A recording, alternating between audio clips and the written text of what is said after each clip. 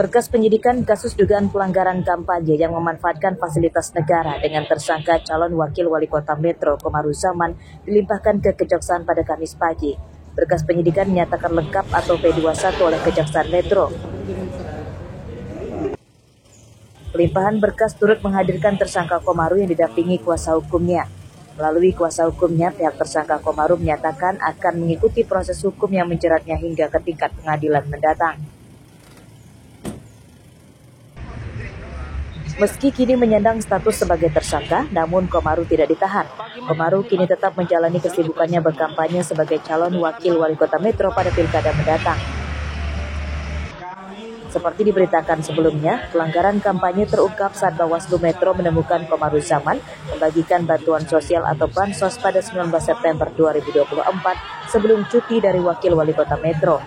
Saat itu, Komaruzaman memberikan sambutan dan mengajak masyarakat yang hadir untuk memilihnya dan Wahdi Sirajudin dengan alasan telah memajukan Metro. Haris Susanto melaporkan dari Metro.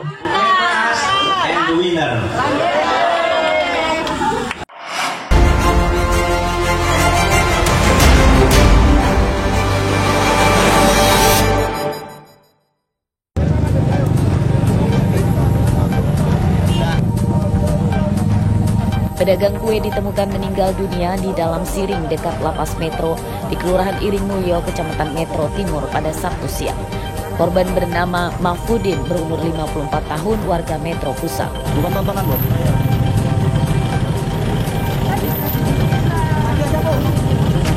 Mahfudin tewas akibat motor yang dikendarainya kecelakaan terperosok ke dalam siring sedalam lebih dari 1,5 meter. Petugas sempat kesulitan mengevakuasi jenazah dan motor korban karena ukurannya yang sempit. Menurut polisi, korban kecelakaan saat dalam perjalanan mengantar kue ke pedagang di pasar. Jenazahnya kemudian ditemukan oleh pengendara lain yang kebetulan berhenti di sekitar lokasi kecelakaan.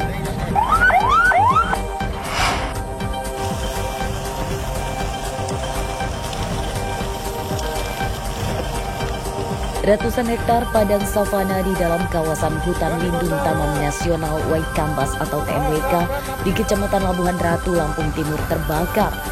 Api cepat membesar dan meluas karena banyak semak belukar yang mengering dampak kemarau.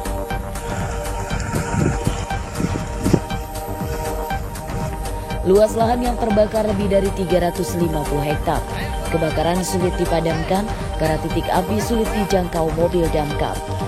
Petugas TNWK, tentara, dan polisi bergotong royong memadamkan kebakaran dengan alat seadanya yang diantaranya dengan ranting basah. Kebakaran tidak mengganggu habitat gajah Sumatera di Taman Nasional Waikambas sebab lokasi titik api dengan pusat konservasi cukup jauh. Namun akibat kebakaran tersebut, beberapa jenis hewan dilindungi seperti terenggiling, kera, dan burung langka turut mati akibat terbakar.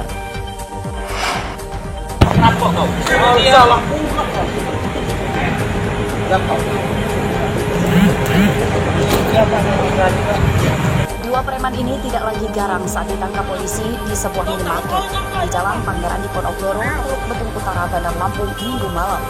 Keduanya bernama Okta Hanafi dan Dedi Sulaiman ditangkap karena jadi juru parkir liar di minimarket ini. Padahal pengelola minimarket menggratiskan parkir kendaraan konsumen. Masuk. Okta kamu ya? Okta kan? Perbuatan kedua pelaku meresahkan karena juga sering menimbulkan kegaduhan akibat cekcok dengan para konsumen minimarket. Saat diinterogasi polisi, tersangka meminta iba dengan mengatasnamakan anaknya yang masih kecil sehingga harus jadi tukang pungli juru parkir liar.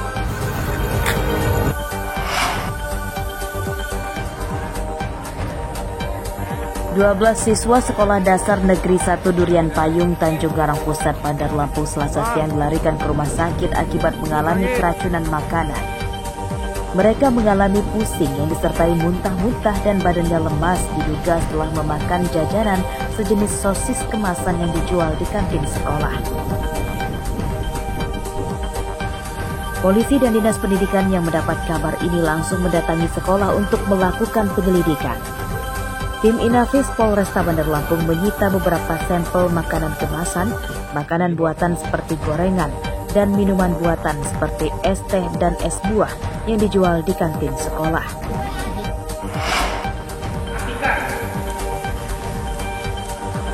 Kasus pelecehan seksual di lingkungan pendidikan masih saja terjadi. Terbaru, seorang guru mengaji di Kecamatan Panjang, Bandar Lampung ditangkap polisi karena mencabuli 4 murid perempuannya. Tersangka berinisial AJ berumur 44 tahun yang sudah memiliki istri dan 2 anak. Cabul. Dalam pemeriksaan polisi mengungkap pencabulan dilakukan tersangka di tempat pendidikan dan setelah selesai jam belajar. Korban yang belum langsung pulang karena ingin bermain dulu justru malah dicabuli. Tersangka berdalih tidak merayu dan tidak mengancam korban. Perbuatannya dilakukan dengan dalih memberikan kasih sayang kepada para korban.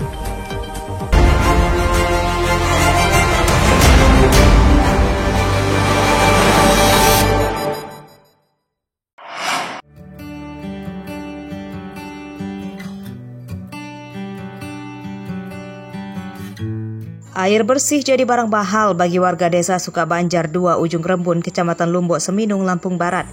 Penyebabnya karena desa ini berada di lereng perbukitan. Mereka mengandalkan air bersih dari sungai yang jaraknya sekitar 700 meter dari permukiman.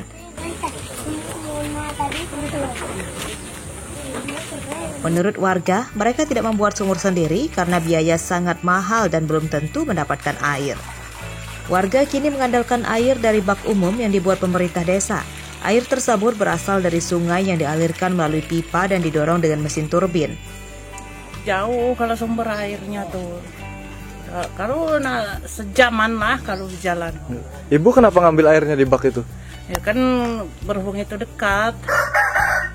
Kalau di sana kan jauh. Apalagi kalau sendirian takut. Emang setiap hari ngambil airnya di situ? Di situ, mandi situ. Kini baru ada sebanyak 37 keluarga yang memanfaatkan bak umum. Mereka semua membayar iuran per bulan untuk biaya pemeliharaan turbin dan jaringan air bersih dari sungai ke permukiman.